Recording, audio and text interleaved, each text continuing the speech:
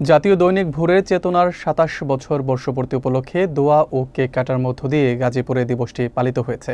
পত্রিকার গাজীপুর জেলা প্রতিনিধি এস.এম. কবিরের আয়োজনে পুষ্পাদম হোটেল অ্যান্ড রেস্টুরেন্টে অনুষ্ঠিত এই অনুষ্ঠানে প্রিন্ট ও ইলেকট্রনিক মিডিয়ার সাংবাদিক সহ সুশীল সমাজের নেতৃবৃন্দ উপস্থিত ছিলেন।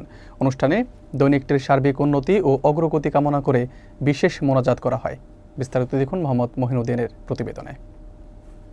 জাতীয় দৈনিক ভোরের চেতনা পত্রিকার ২৭ বছর বর্ষপূর্তি উপলক্ষে শনিবার বিকেল ৫টায় গাজীপুরের জয়দেবপুরে পুম্পাদম হোটেল অ্যান্ড রেস্টুরেন্টে দোয়া ও কেক কাটার মধ্য দিয়ে দিবসটি উদযাপিত হয়েছে।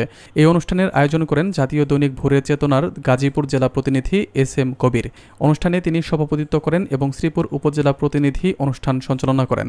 অতিথি হিসেবে উপস্থিত ছিলেন চ্যানেল এস-এর গাজীপুর সদর উপজেলা প্রতিনিধি মোহাম্মদ আরিফ হোসেন, শ্রীপুর উপজেলা প্রতিনিধি মোহাম্মদ মিজান, মুভি বাংলা টেলিভিশনের গাজীপুর সদর উপজেলা প্রতিনিধি ইমরান হক, জাগরণী টেলিভিশনের মনির হোসেন গাজী, চ্যানেল A1-এর প্রতিনিধি মহিনুদ্দিন এবং প্রভাতী বাংলাদেশের মোহাম্মদ খায়রুল সহ বিভিন্ন প্রিন্ট ও ইলেকট্রনিক মিডিয়ার সাংবাদিক, জনপ্রতিনিধি, ব্যবসায়ী ও শিক্ষক সহ সুশীল সমাজের নেতৃবৃন্দ। এ সময় দৈনিক ভোরের চেতনার সার্বিক উন্নতি ও অগ্রগতি কামনা করে পবিত্র কোরআন তেলাওয়াত, মিলাদ ও দোয়ার মাধ্যমে অনুষ্ঠানের সমাপ্তি ঘোষণা করা হয়।